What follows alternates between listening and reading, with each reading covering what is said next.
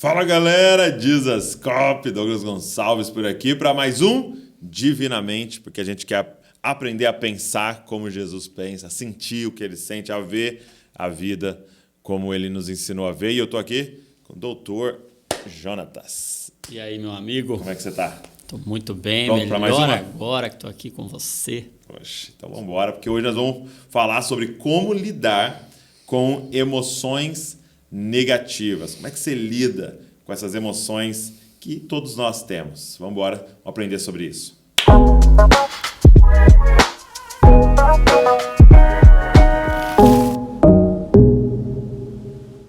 Meu amigo, algo que todos nós vivemos, todos, não importa raça, cor, classe social, são as emoções negativas que diariamente a gente tem. Como é que a gente lida com isso, cara? À luz da medicina, à luz da palavra.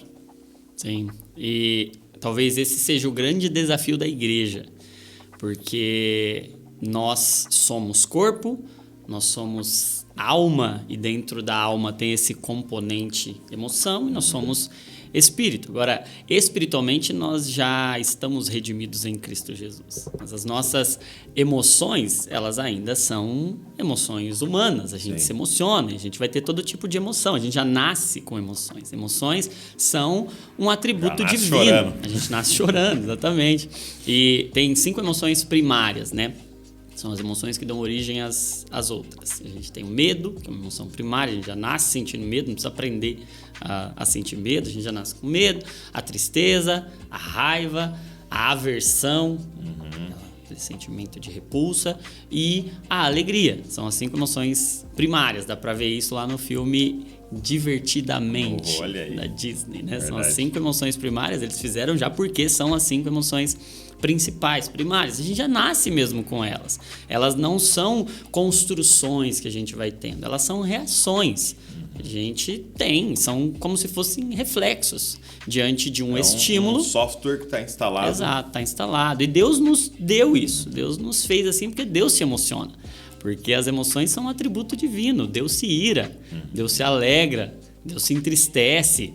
Então, se emocionar não é um problema do ponto de vista espiritual e divino. Pelo contrário, não se emocionar é um problema. Mas o fato é que a gente, durante muito tempo, não entendeu o papel das emoções. Nós, enquanto igreja, demonizamos muito algumas emoções, repreendemos muito algumas emoções, e aí, por não saber o que fazer, sabe que emoção, a palavra emoção, vem do latim, que significa emovere, que vem de mover, de movimento mesmo.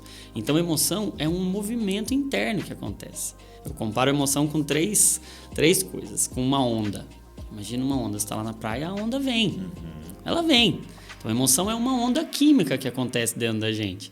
Você tem um estímulo, esse estímulo pode ser externo, algo que você viu, algo que você ouviu, ele pode ser interno, algo que você lembrou, uma lembrança, alguma memória, um pensamento, e de repente, quando vem aquele estímulo, você tem uma onda de neurotransmissores, de hormônios, uma onda química que acontece, e vai vir a onda. Tá. Você está na praia lá, você está dentro da água, a onda vai vir. O que você pode escolher é como que você vai se posicionar quando a onda estiver chegando em você. Mas que a onda vem, ela vem. Então, emoção é como uma onda. Agora, a emoção também é como um motor. Ela movimenta, ela empurra você. Você não fica igual quando você está emocionado. A emoção, ela vai te empurrar. Eu costumo dizer que a emoção é um excelente motor, mas um péssimo motorista. Ok. Que você não pode deixar ela governar você, porque o coração é enganoso mais que todas as coisas. Então, se você deixar a emoção dirigir, você vai cair em um precipício. A emoção é um péssimo motorista, mas ela é um excelente motor. Quando você está emocionado, cara, você fica inspirado. Às vezes é a raiva. Sim. Mas a raiva é uma matéria-prima para você fazer mudanças porque você está com raiva. Aquilo te deixou indignado. Isso te movimenta. Quando você está triste. Por que o arrependimento, ele é uma tristeza? A Bíblia diz que a tristeza, segundo Deus, opera para o arrependimento, opera para a vida. É uma tristeza. Ela te movimenta para uma mudança. Ela te movimenta para uma mudança completa mesmo de mentalidade, a metanoia, uma transformação da sua mente e, consequentemente, da sua atitude, da sua postura. E a emoção, além de ser como uma onda e de ser como um motor, ela é como uma semente. Que ela, por si só, ela não vai te trazer nada de muito positivo. Ela é uma semente, mas quando você planta ela no lugar certo, na terra boa, quando você sabe o que fazer com ela, quando você redime as suas emoções. E daí o que eu penso que é parte grande do meu propósito de vida é conduzir em mim e participar desse processo de Deus de redenção emocional da igreja, de entender que nós estamos em um momento onde as pessoas vão chegar à igreja com transtornos emocionais e nós nunca vimos tantos transtornos emocionais e as emoções nunca ocuparam um papel tão significativo na nossa vida. E hoje a igreja tem que acolher essas pessoas e entender que emoção é movimento. Sabe, tem aquela música da Cassiane, né, que é muito linda. Deus não rejeita a oração, oração é alimento. Agora a gente dá uma ampliada, que Deus não rejeita a emoção. Uau. Porque emoção é movimento. E rima legal também. É, fica legal. Certo, eu sou bom de música. E a emoção é um movimento. Ok. O problema é que a gente não sabe o que fazer com ela. Exato. E aí a gente começa a repreender, e aí eu já entendi isso, estudando a mente, que a emoção que você não movimenta, a emoção que não gera um movimento, ela gera um adoecimento. Ok. Ela fica presa ali. E aí, o que a gente faz com a emoção? A gente é crente, repreende isso aí. Quando você repreende, você está aprisionando uma onda, você está aprisionando, você está amarrado, está repreendido. Ou então, a gente começa a demonizar. Tá. E a gente começa a falar, não, sai em nome de Jesus. E a gente não deixa ela cumprir o propósito. A gente não deixa ela movimentar como ela tem que movimentar. E aí o que a gente tem que fazer? A gente tem que pegar aquela semente, plantar do jeito certo, na terra boa de Cristo. E aí, sabe o que a gente descobre? Que emoção, enquanto semente, quando a gente planta ela na terra boa de Cristo, ela produz o fruto do Espírito. Ela vai produzir esse caráter de sentimento de Cristo, que agora, como Paulo diz aos Coríntios, nós temos a mente de Cristo, e agora aos Filipenses ele vai dizer que haja em vós o mesmo sentimento que houve em Cristo.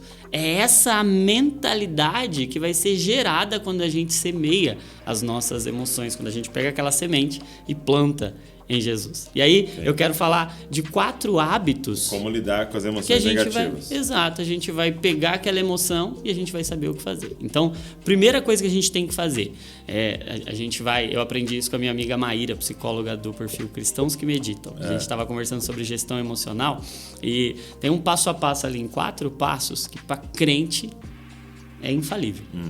Chama orar. Orar. É um acróstico, orar? É um acróstico, orar. Por que o orar? Porque Paulo diz que nós não devemos, Filipenses capítulo 4, nós não devemos ficar inquietos por coisa alguma. Nenhuma emoção negativa deve inquietar a gente. Você pode sentir ansiedade? Pode. Você pode sentir medo? Pode. Você pode sentir raiva? Irai-vos, mas não pequeis. Ou seja, você pode ficar irado. A questão é qual o movimento que você vai fazer. Emoção é movimento. E aí ele diz, antes sejam em tudo conhecidas diante de Deus as vossas petições com súplicas e ações de graça, ou seja, orar. E aí, o que é esse orar? Primeiro, o O do orar é observar. Observar o que você está sentindo. É ter um papel observador dentro da sua mente, porque a gente vai sendo conduzido. Se conhecer, né? Exato. É um olhar de supervisão, sabe? De que a gente tem a mente de Cristo. Então, a gente não pode simplesmente sair sentindo qualquer coisa sem saber o que está sentindo. A gente geralmente vai sendo levado, empurrado. E aí, você fala, caramba, não estou me sentindo muito bem. Estou sentindo uma coisa ruim, estou sentindo uma coisa estranha. Mas a gente não faz um olhar para dentro. A gente é muito bom para diagnosticar os outros, mas a gente não se observa. E até no texto da ceia ele diz, examine-se, pois, o homem a si mesmo. A gente tem que ter essa prática de se observar, de olhar, identificar o que eu estou sentindo, quais são as emoções, Essas emoções são geradas por quais sentimentos? E esses sentimentos são gerados por quais pensamentos, por quais crenças? Ter esse olhar não de observar num tom mais vitimista, de ai, olha o que estão fazendo comigo, olha como a minha vida é difícil, mas no sentido de supervisão, de subir um degrau. É interessante isso porque a gente faz essa prática com as crianças e é incrível como é um treino, né? Porque Exato. muitas vezes elas não sabem dar nome. Exato. Tá, mas o que você está sentindo?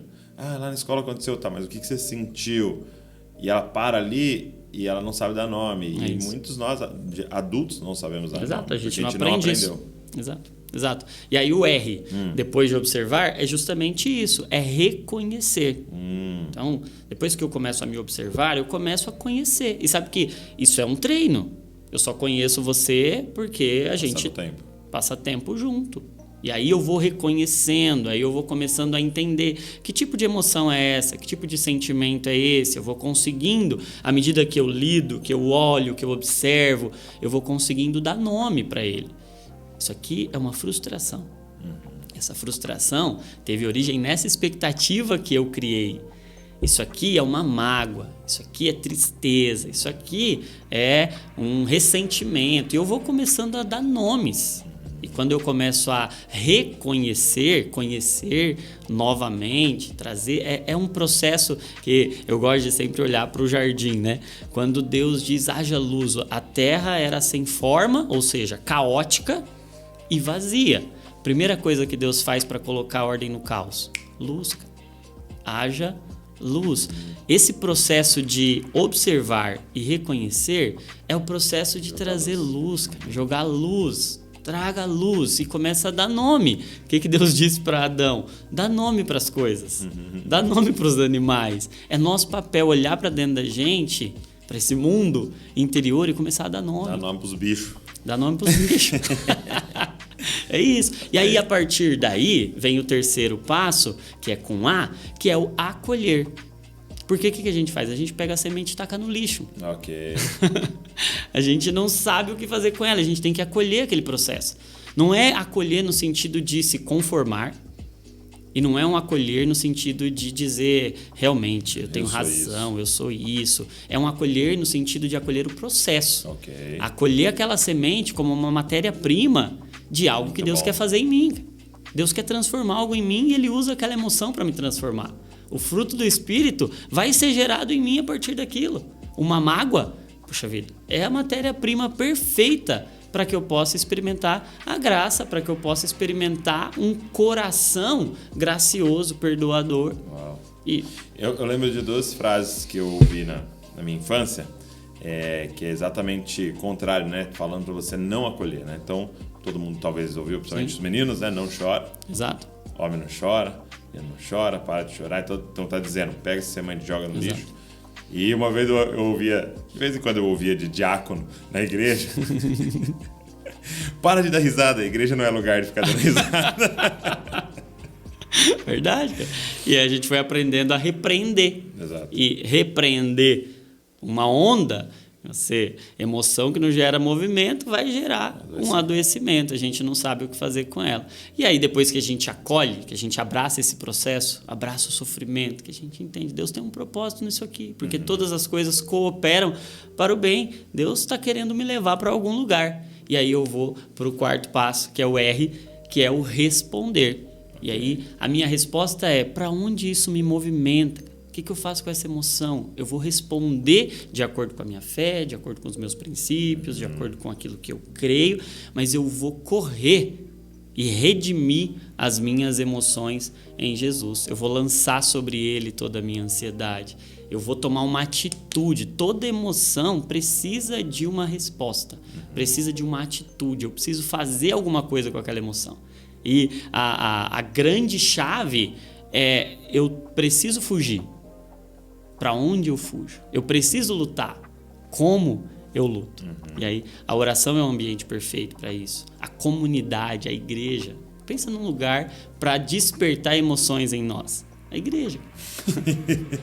Emoções negativas, o ferro afiando o ferro. Né? Como o pastor Paulo Borges diz, afiar lá no Nordeste é amolar. Amolar. Amolar. A gente precisa do irmão amolando a gente para gerar emoções negativas, porque ele está produzindo semente para a gente poder plantar e colher o fruto do Espírito em nós, que é um caráter aprovado. As conversas, se você parar para pensar na sua história, as conversas que mais mudaram a sua vida, aqueles dias que você fala, cara, que isso aqui foi uma mudança na minha vida, geralmente foram regadas a emoções negativas.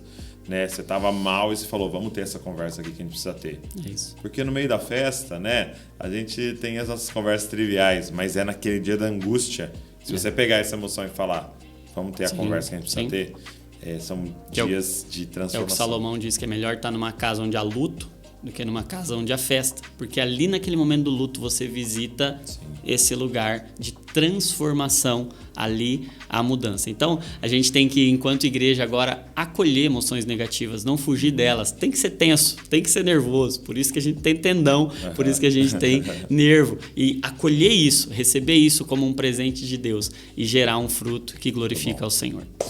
Gente, espero que esse vídeo tenha abençoado você. Deixa eu te falar uma coisa. A gente teve a honra do Johnny fazer parte lá dos professores do Na Mesa. Sim, ele tem um dos cursos lá do Na Mesa. E é sobre saúde emocional. Então, como é que a gente pode ser um discípulo de Jesus com mais saúde emocional? Como a gente pode ser um líder na casa do Senhor com mais saúde emocional? E eu queria que você desse uma olhada, que eu acho que pode ser aí uma chave para virar na sua vida. Vou deixar o link aqui na descrição. Acessa aí. Eu tenho certeza que vai te abençoar e você pode compartilhar com outras pessoas. Cara, deixa um comentário aqui se esse vídeo te abençoou. Lembrou de alguém? Pega o link, manda para as pessoas, manda nos grupos de WhatsApp, né? O pessoal manda tanta bobeira lá, manda um link bom lá no grupo do WhatsApp e se inscreve no canal para você receber mais vídeos nossos aí. Se você puder, também curte esse vídeo que o YouTube distribui ainda mais. Deus abençoe você e não se esqueça, você é uma cópia de Jesus. Valeu!